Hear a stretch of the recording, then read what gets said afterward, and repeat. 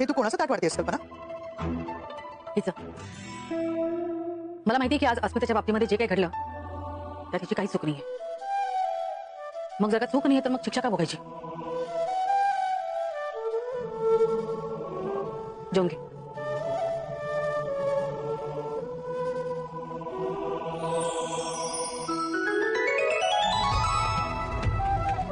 आता तरी जेवशील ना सायली? बघ, तुझ्या सासूने अस्मिताच्या विरोधात तुझी बाजू घेतलीये. तुझी काहीही चूक नाही असं म्हणाली. आता तिचा मान तरी तुला राखायलाच हवा. बस बस बस बस आणि जेवून घे.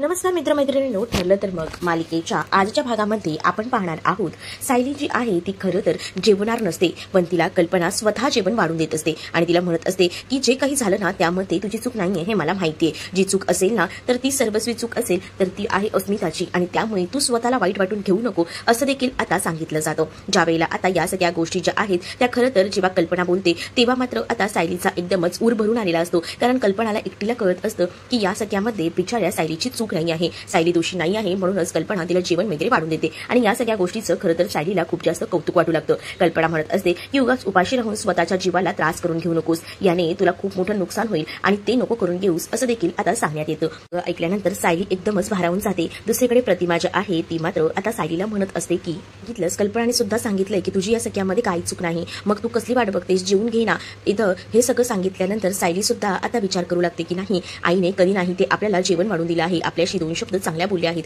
त्यामुळे आता सायली सुद्धा जेवायचं ठरवते.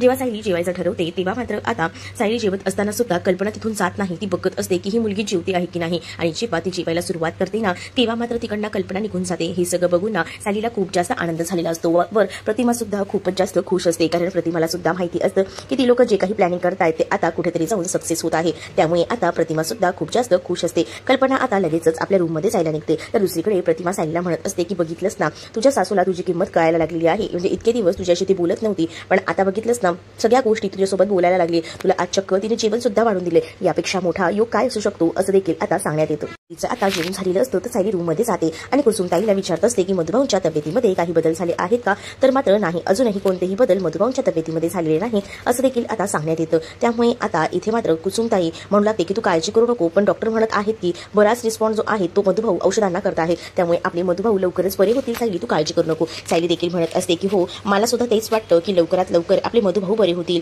तर दुसरीकडे मात्र आता अर्जुन सुद्धा रूम मध्ये आलेला असतो, तर सायली जी आहे ती मात्र आता कुसुमला म्हणत असते की उद्या मी एक काम करते, उद्या मी हॉस्पिटलमध्ये एक फेरी मारूनच जाते. त्यावर आता इथं असणारी कुसुम म्हणत असते की काहीच गरज नाही हॉस्पिटलमध्ये यायची, कारण आम्ही आहोतच ना, आम्ही आईपाळीने इथं असतो, आश्रमातील सगळीच जण ही ड्युटी सांभाळत असतात. म्हणूनच सायलीला ती सांगत असते की तू घरदार सोडून सगळं काही करून घेऊ नकोस, जे काही आहे ते आम्ही मॅनेज करायला तयार आहोत असं देखील सांगितलेलं असतं. आणि त्यामुळे आता सायली फोन ठेवते, तर दुसरीकडे मात्र अर्जुन असतो. अर्जुन म्हणतो की काय झालं, मधुभाऊंची तब्येत आता ठीक आहे का, काय बोलल्या कुसुमताई. त्यावर सायली म्हणते की नाही, अजून तरी मधुभाऊ शुद्धीवर आलेले नाही आहेत, बघूया कधी काय होतंय ते. पण मी तिला म्हटलं की उद्या मी हॉस्पिटलला येते, ती नाही म्हणत होती, पण काय करणार, जावं तर लागेलच ना, खूप दिवस झाले सगळं काही कुसुमताईच हँडल करत आहे. पुढे सांगू लागते की मला असं वाटतंय ना की जेव्हा मधुभाऊना पूर्णपणे बरे होतील तेव्हा मधुभाऊला आपण इथे आणू शकतो का. तर अर्जुन म्हणतो मग काय झालं, आणू शकतो ना, काय हरकत आहे. पण त्याच वेळेला आता इथे असणारी सायली जी आहे ती अर्जुनला म्हणते तसं नाही हो, आपण आणू तर शकतो, तसं नाही हो, मला असं वाटतंय ना की अस्मिता ताई त्यांना वाईट वाटेल का, कारण त्या सध्या बघा ना कशा वागतायत, म्हणूनच ना मला खूप काही विचित्र वाटतंय. त्यावर आता जो अर्जुन असतो तो म्हणत असतो की नको का काळजी करू, ती प्रेग्नेंट आहे ना, त्यामुळे जरा तिची चिडचिड होते, आपणच तिला समजून घ्यायला हवं की नाही. तर दुसरीकडे मात्र तुम्हाला एक सांगायचं राहिलं, मगाशी ना मी जेवले नव्हते, पण मला स्वतः आईने जेवण वाढून दिलं. त्या म्हणाल्या की तू खाऊन घे, आणि मी जोपर्यंत खाल्लं नाही ना तोपर्यंत तिकडनं गेल्याच नाही. मला ना खूप छान वाटलं, मला माझ्या पहिल्याच्या आई पुन्हा मिळाल्या ना असं वाटलं, असं देखील सायली आता बोलत असते. तर दुसरीकडे आता रूममध्ये गेलेले एक प्रताप प्रताप जे असतात ते मात्र आता झोपायच्या तयारीत असतात. पण तिथे आलेली असते आणि कल्पना मात्र आता सायलीबद्दल बाजू घेऊन लगेच प्रताप यांच्याशी भांडत असते आणि म्हणत असते की तुम्हाला काय झाले हो सध्या, तुम्ही असे का वागताय, ती बिचारी मुलगी तुम्ही तिला का बोललात, त्या सगळ्यामध्ये ना अस्मिताची चूक होती तरी सुद्धा तुम्ही अस्मिताला पाठीशी घातलं, मला कळतच नाहीये तुमचं नेमकं काय चाललेलं आहे असं देखील कल्पना आता म्हणत असते. तर दुसरीकडे आता प्रताप म्हणत असतात की दिवशी जो काही प्रकार घडला, जेव्हा तेल सांडून तिथं पडणार होती ना आपली अस्मिता, तेव्हा सायलीने वाचवलं, तेव्हा मला वाटत होतं की सायली खरंच आपल्या अस्मिताची खूप चांगल्यारीत्या काळजी घेईल, पण नाही, अस्मिताचं तर काहीच ती बघत नाहीये, खास करून तिला जीवायच्या सगळ्या वेळा पाहायला हव्यात, पण तसं काहीच होत नाही. मग मला राग येणार नाही का? आणि अस्मिताच्या बाबतीत काहीही चुकीचं झालेलं मला आवडणार नाही, कारण ती आता प्रेग्नेंट आहे आणि तिची व्यवस्थित काळजी घ्यायला हवी. तर दुसरीकडे मात्र आता कल्पना सायलीची बाजू घेऊन बोलत असते, पण प्रताप यांना काहीच ऐकायचं नसतं, कारण प्रताप यांना माहिती असतं की यांची जी काही गाडी सुरू आहे ना ती योग्य वाटेला चालू आहे आणि म्हणूनच ते आता शांत राहत असतात, कोणत्याही गोष्टी आता ऐकून घेत नसतात. तर इकडे मात्र आता ते म्हणत असतात की जे काही आहे ना ते तसंच आहे, मला माझ्या मुलीशिवाय दुसरं काहीच नकोय असं देखील म्हणतात आणि डायरेक्टली झोपायची तयारी करून टाकतात. एका गोष्टीला जाऊन झोपतात. त्यावर दुसरीकडे कल्पना खूप जास्त चिडलेली असते. कल्पना म्हणत असते की हे आपलं चांगलं आहे, स्वतःचं तेवढं बोलायचं आणि बोलून झालं की झोपायचं, म्हणजे मला काही बोलायला संधीच नाही द्यायची ना, हे तुम्ही ठरवलेलंच असतं असं देखील आता ती म्हणत असते. त्यावर मात्र आता खूप जास्त राग तिला आलेला असतो खरं तर, कारण ज्या काही गोष्टी घडत असतात ना त्या एकदमच विचित्र प्रकारे घडत असतात आणि त्यामुळेच आता ती खूप जास्त संतापलेली असते. तर दुसरीकडे मात्र या सगळ्या गोष्टी तर होतच राहत असतात, मात्र आता प्रतापांना या सगळ्यांबद्दल खूप छान असं वाटत असतं, कारण ज्या काही गोष्टी ती लोक घडवून आणतात त्या एकदम परफेक्ट लाईनला जुळत असतात, कारण त्यांना असं वाटत असतं की हे सगळं काही व्यवस्थित होतंय की नाही, पण नाही, एकदम परफेक्ट असं सगळं जुळून आलेलं असतं, म्हणजे ज्या पद्धतीने या लोकांनी ठरवलेल्या असतात सगळ्या गोष्टी त्या पद्धतीने सगळ्या गोष्टी कव्हर होत असतात आणि त्यामुळेच आता ज्या गोष्टींमुळे सगळं घडत असतं त्यामुळे प्रताप जे आहे ते खुश असतात. दुसरीकडे सकाळी हॉस्पिटलमध्ये झोपलेली असते, तिला आता जाग येते, प्रिया इकडे तिकडे पाहते, प्रियाला खूप छान वाटतं, ती म्हणत असते की बापरे, आज कित्येक दिवसानंतर मला या गादीचा आनंद घ्यायला मिळाला, म्हणजे या गादीवर झोपायला मिळालंय, खूपच भारी वाटतंय असं काहीसं तिचं बोलणं सुरू असतं. आणि तेवढ्यातच तिथे आता अश्विन आलेला असतो आणि अश्विनने येताना कॉफी आणलेली असते. तर दुसरीकडे मात्र प्रिया विचार करते आणि म्हणत असते मनातल्या मनात, शिवावी हा चिपकूगम काही माझ्यापासून लांब होतच नाहीये, काही चाललंय काय, कधी जाणार आहे हा लांब चिपकूगम असंच ती आता म्हणत असते. आता या सगळ्या गोष्टी जेव्हा ती म्हणत असते ना तेव्हा मात्र तिथे आता अश्विन म्हणतो की उठ ना. अश्विनला बघूनच आता तिला राग येत असतो. ती म्हणत असते की काय रे अश्विन, तू गेलाच नाही आहेस का, मला वाटलं होतं तू गेला असशील, म्हणूनच मी विचार करत होते की सगळं होईल व्यवस्थित. पण दुसरीकडे मात्र आता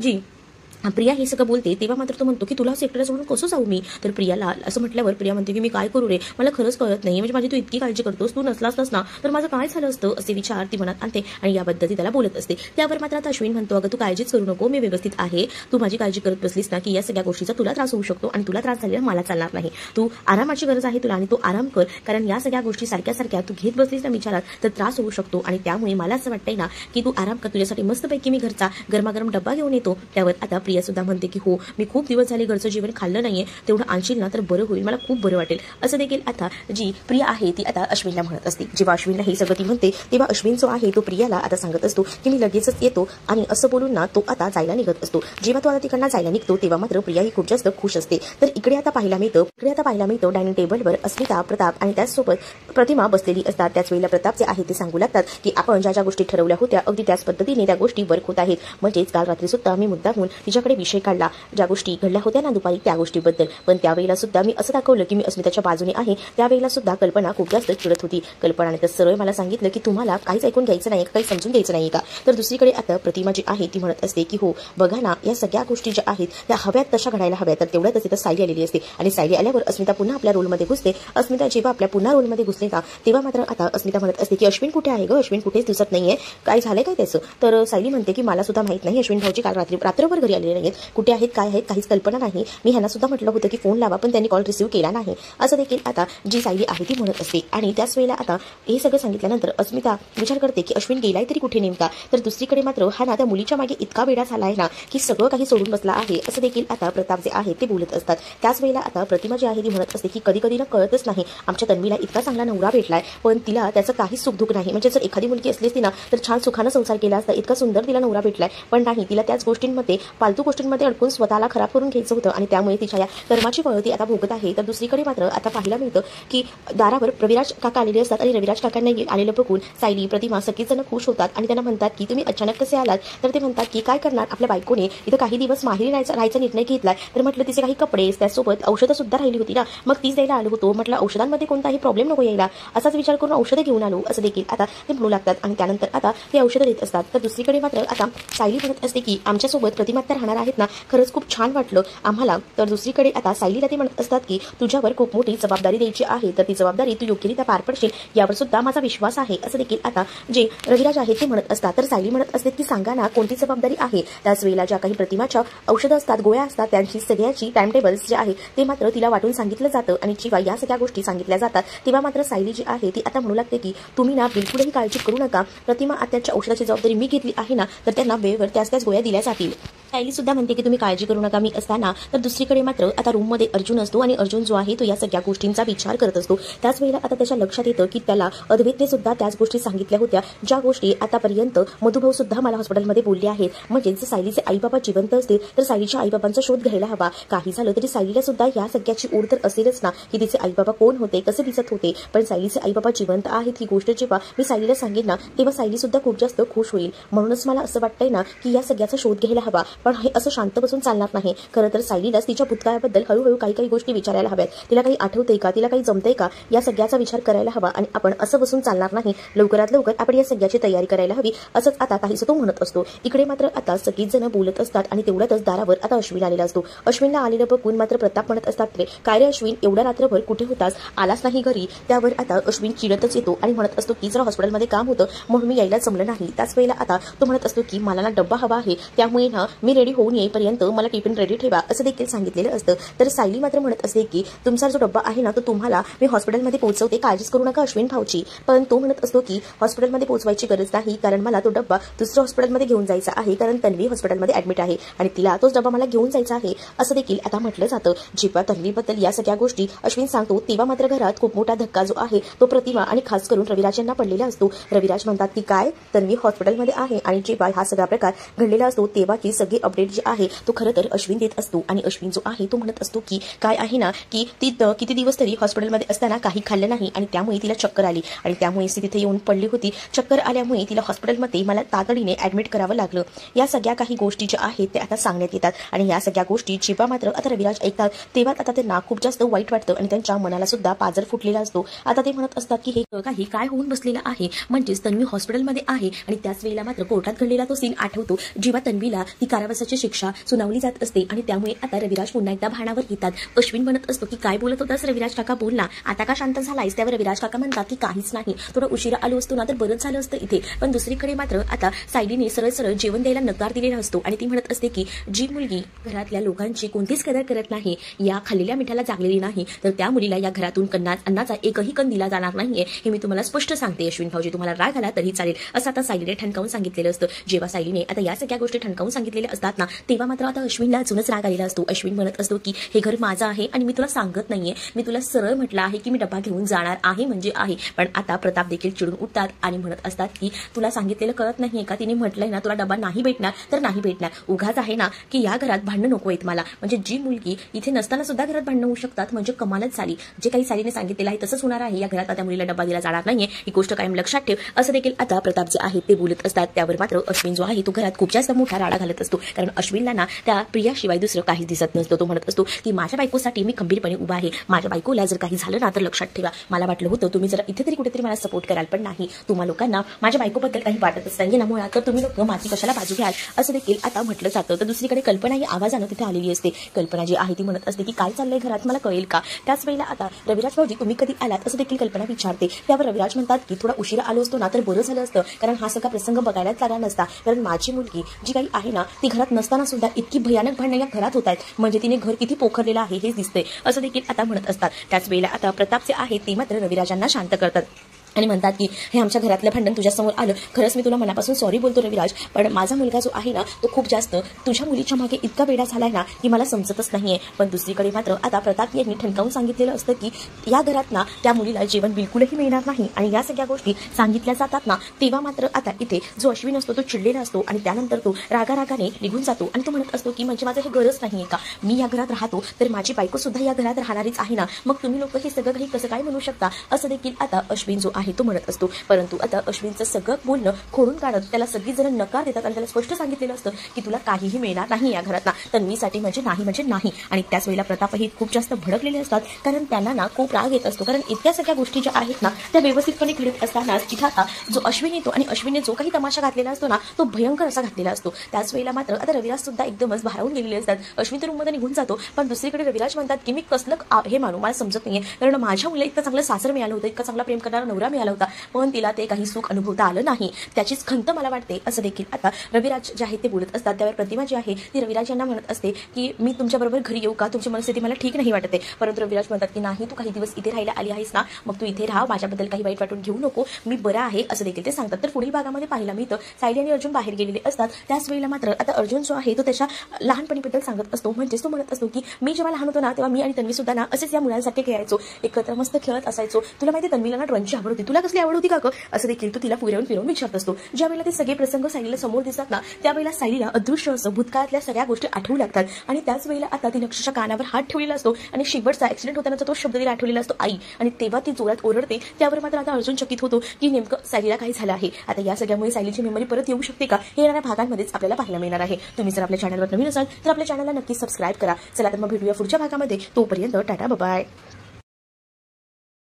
पुरावे नष्ट करणे आणि कोर्टाची दिशाभूल करणे या सर्व गुन्ह्यांसाठी तिला 7 वर्ष सतत कारावासाची शिक्षा सुनावण्यात येत आहे. तू काहीतरी विचारणार होतास ना काका? काही नाही. माफ करा अश्विन भाऊजी, पण मी प्रियाला डबा देणार नाही. देणार नाही म्हणजे काय? हो, या घराने प्रियाशी सगळे संबंध तोडले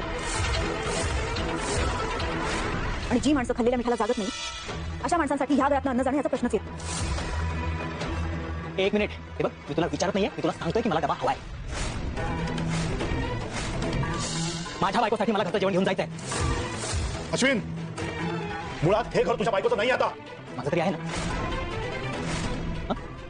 माझं तरी आहे ना हे घर. तन्वीचं सुद्धा आहे. तुम्ही कितीही नाकारलं तरी हे सत्य बदलणार नाहीये. काय झालं, तुमचे आवाज का वाढलेत? आणि रविराज भाऊजी तुम्ही कधी आलात?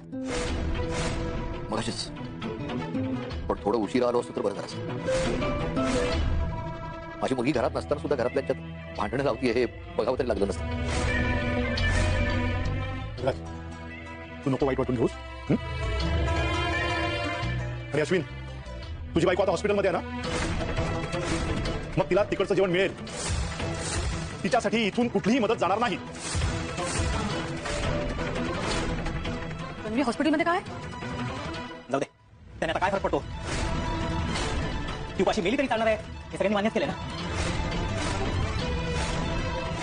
असं कोणीच म्हणालं नाही अश्विन. हो, पण तिच्यासाठी कोणी जेवण द्यायला तयार नाही ना. एकीकडे अन्नपूर्णा ट्रस्टमध्ये रस्त्यावरच्या गोरगरिबांना जेवण दिलं जातं आणि दुसरीकडे स्वतःच्या सोनेला मात्र जेवण नाकारलं जात आहे. हो, कारण ते गोरगरीब हल्ल्या ताटात थुंकत नाहीत. तिने काय काय केलं हे मला बोलायला नको आता. ठीक आहे डॅड, तुम्ही आता काहीच बोलू नका.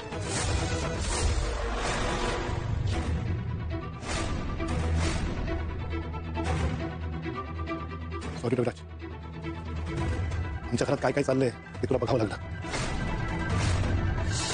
मला खरं तर काही कळतच नाहीये की माझ्या मुलीला इतका चांगला नवरा मिळाला, त्याचा आनंद मानावा की तिची ती योग्यताच नाही म्हणून दुःख मानावं. अहो, तुमची मनस्थिती ठीक नसेल तर आपण घरी जाऊया का? मी सुद्धा येते. नाही नको, ठरल्याप्रमाणे काही दिवस राहायचे. माझं मुंबईला एक काम आहे, तेवढं मी करून येईन.